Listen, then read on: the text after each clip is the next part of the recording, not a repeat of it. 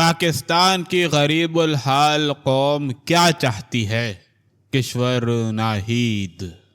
بھٹو صاحب کے سیاسی زمانے سے لے کر اب یعنی 50 برس تک جلسے جلوس، عوام کو خریدنے، امیدواروں سے پارٹی کے نام پر رقمیں بٹورنے، پھر کبھی کسی سے مڑ کے پوچھنے کی توقع یا ضرورت کسی دور حکومت میں محسوس نہیں کی گئی۔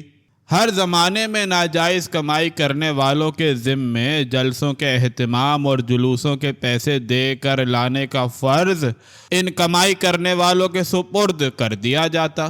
اس سے اگر پارٹی میں اختلاف ہو جاتا تو وہ فوراً پریس کانفرنس کر کے یا اپنے صحافی دوستوں کے ذریعے یہ راز فاش کرتا کہ الیکشن سے پہلے اور الیکشن کے بعد پارٹی سربراہ سے لے کر جلسوں کے سارے اخراجات میرے ذمے تھے، اسی لیے مجھے خاص معتمد کا درجہ دیا گیا۔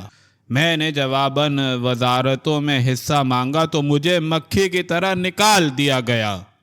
اس فیصلے میں وہ لوگ بھی شامل ہوتے تھے جو اپنا سرمایہ لیڈر بنانے میں صرف کرتے تھے، اپنے جہاز بے دریغ ان کے استعمال میں چھوڑ دیتے۔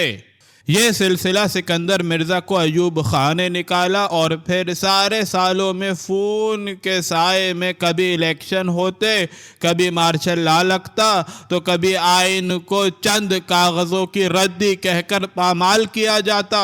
اسی طرح کسی کا اٹھانا اور بٹھانا آج سے 4 سال پہلے تک جاری رہا۔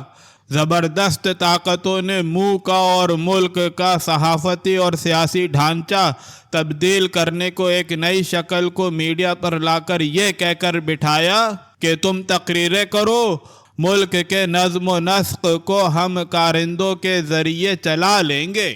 وہ بیٹھ تو گیا، اسٹیج پہ آ کے جیب میں تقریر ڈھونڈ رہا تھا تو سارے میڈیا پر ایک چہرے کی تیوری چڑھی تھی کہ اس کو لکھا ہوا پرچہ جیب میں نہیں مل رہا۔ بہرحال یہ زیر و بم 3.5 سال تک ضیاء الحق کی طرح مذہب کو آگے پیچھے ہر طرح استعمال کرتے گزارا۔ آخر کو ایک دوسرے کو برداشت کرنے کی انتہا ہو گئی تو پھر آپ کو میڈیا پر سننے کو مل رہا ہے بہت جلد یہ مہنگائی، یہ سیاسی دھما چوکڑی ختم ہو جائے گی۔ ان 3.5 سالوں میں نقاب پوشی کی آڑ میں رقمیں ادھر سے ادھر ہوتی رہیں۔ چونکہ یہ کام گزشتہ حکومتوں میں بھی ہوتا آیا تھا، اس لیے بہتی گنگا میں سب کو حسب توفیق ہاتھ دھونے دیے گئے۔ ایک دن ایک اور جملہ مطلع تقریر بن گیا، اب ہم صرف سرحدوں کی حفاظت کریں گے۔ عوام نے سنا تو اطمینان کا سانس لیتے ہوئے سوچا، کیا واقعی اچھے دن آنے والے ہیں؟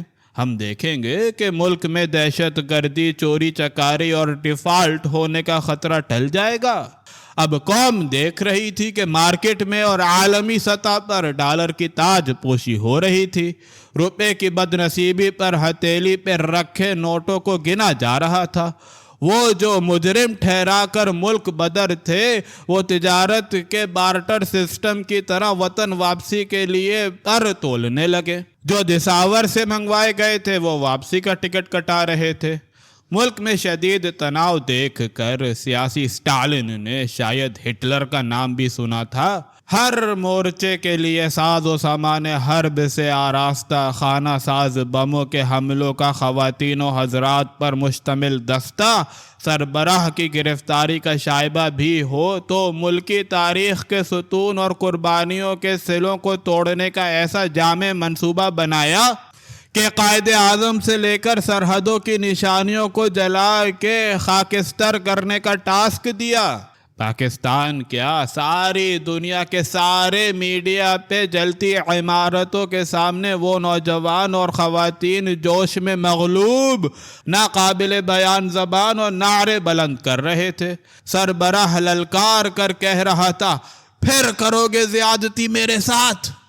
اب جب سود و ضیاء کے سودے ہو چکے ہیں، نئے خیمے، نئے قالین، پرانے ادھڑے چہروں پر سونے کا پانی پھروا کر سامنے لانے کے منصوبوں کو دیکھنے کے لیے پوری قوم ایسے منتظر ہے جیسے روزہ کھلنے سے پہلے کی گھڑیاں گنی جاتی ہیں۔ مگر کیا پھر نیا جال لائے پرانے شکاری؟ یہ سب تاش کے پتوں کو پھینٹ رہے ہیں کہ سب کے پاس بادشاہ تو ہے، حکم کی دکی کس کے پاس ہے جو سب کو پھچھاڑ دیتی ہے؟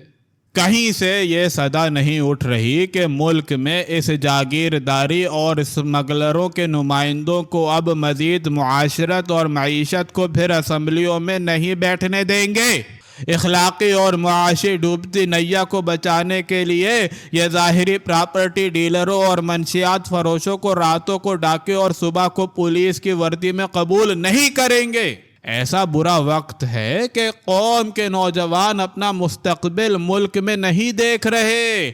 ایسا برا وقت تو جب بھی نہیں تھا جب قیام پاکستان کے بعد افسر فائلوں میں کیکر کے کانٹے لگا کر رکھ رہے تھے، جبکہ لیاقت علی خان نے قائد اعظم سے کہا کہ جو لوگ الیکشن لڑنا چاہتے ہیں وہ پارٹی کی امداد مانگ رہے ہیں۔ قائد نے کہا، کہو کہ اپنے بلبوتے پر منتخب ہو کر آئیں۔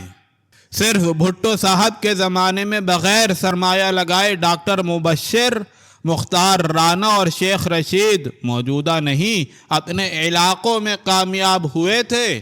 یہ الگ بات کہ سارے نظریاتی لوگوں سے زیادہ اہمیت کوثر نیازی جیسوں کو دی جانے لگی تو کچھ کو خود بھٹو صاحب نے نکال دیا اور کچھ خود ہی خورشید حسن میر کی طرح پارٹی چھوڑ گئے تھے۔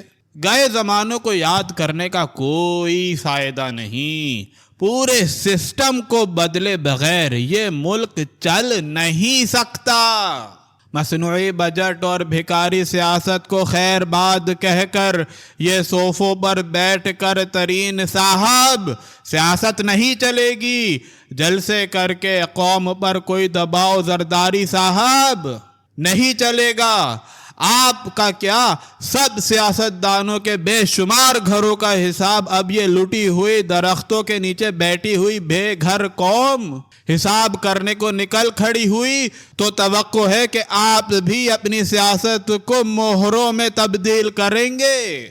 یہ قوم شوکیس سے باہر دو وقت کی عزت کی روٹی اس وقت کھا سکے گی جب سیاستدان روز ملاقات اور مفاہمت کے نام پر 15 ڈشیں کھانا چھوڑ کر جماعت اسلامی کی طرح زمین پر بیٹھ کر عوام کے ساتھ مل کر بیٹھیں گے۔ یہ سفید کلف لگے سوٹ بہت ہو گئے، یہ تسبیحوں کی تذلیل بہت ہو چکی، اب مزید مشائخ کانفرنسیں مذہب کے نام پر نہیں ہوں گی۔ خدا کے لیے قوم کو بے وقوف بنانا بند کر دیں۔